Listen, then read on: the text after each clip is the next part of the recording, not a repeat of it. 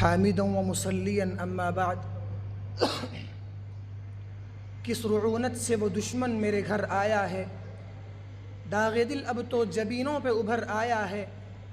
زخم دھونے کو کہاں جائیں گے زخمی بچے، سارے چشموں میں تو بارود بھر آیا ہے۔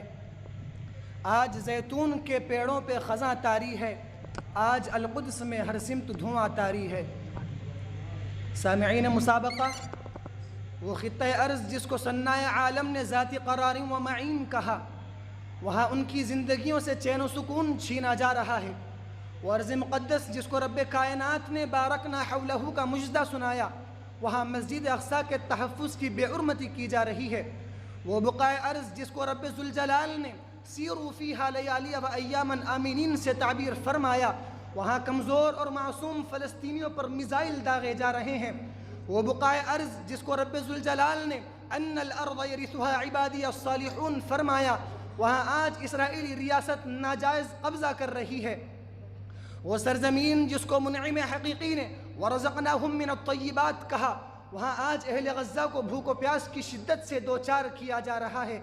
وہ ارض مقدس جس کو خالق کائنات نے مبوأ صدق سے تعبیر فرمایا، وہاں آج اہل غزہ کا کوئی ملجا و ماوا نہیں۔ سامعین بز، اسی سرزمین کو ناجائز صہیونی ریاست خالص یہودی مملکت بنانے کا خواب دیکھ رہی ہے۔ مسجد اقصیٰ کو ہیکل سلیمانی کے ملبے پر قائم عمارت گردانتے ہوئے زمیں بوس کرنے کی ناپاک پالیسی بنا رہی ہے۔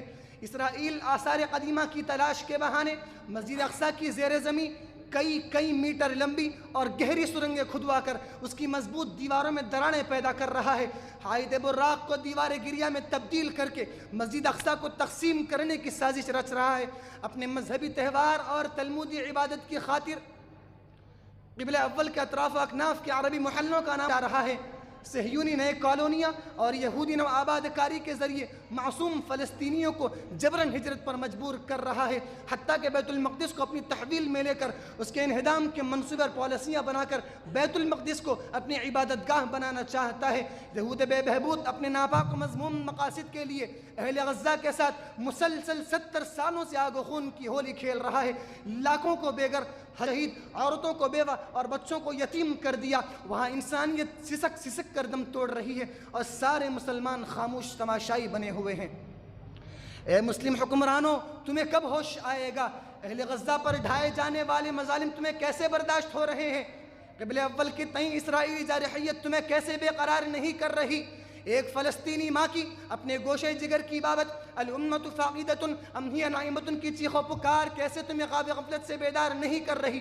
فلسطینی دوشیزاؤں کا شاعرانہ انداز مات الفرح بقلوبنا کما ماتت الانسانیت بقلوبکم تمہاری غیرت ایمانی کو کیسے نہیں للکار رہا ہے؟ جس قوم کی تاریخ احقاق حق اور ابطال باطل سے عبارت ہو، کیسے وہ فرمان نبوی کجسد واحد کو بالائے طاق رکھ سکتی ہے؟ حد تو یہ ہے کہ صہیونیوں کو معاہدے جنگ بندی کی دھجیاں اڑاتے دیکھ کر بھی تمہاری ایمانی حرارت ان کی مدد پر کیسے نہیں ابھار رہی ہے؟ اہل غزہ کو سسکتا، بلکتا، نہتا، زخمی اور خون آلود دیکھ کر بھی کس چیز نے تمہیں اسلحہ اٹھا کر اسرائیل کو نیست و نابود کرنے سے روک دیا؟ ہمدرد ہیں تو آگ بجھانے کی سوچئے، ہمدرد ہیں تو آگ بجھانے کی سوچئے، جلتے ہوئے مکان کا منظر نہ دیکھیے۔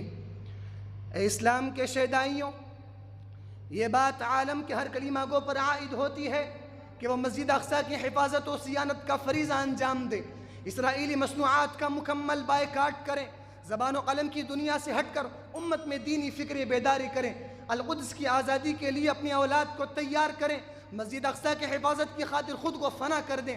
مسلم حکمران اہل غزہ کے درد کا درما بنیں، صہیونی عزائم کو شرمندہ تعبیر ہونے سے روکیں۔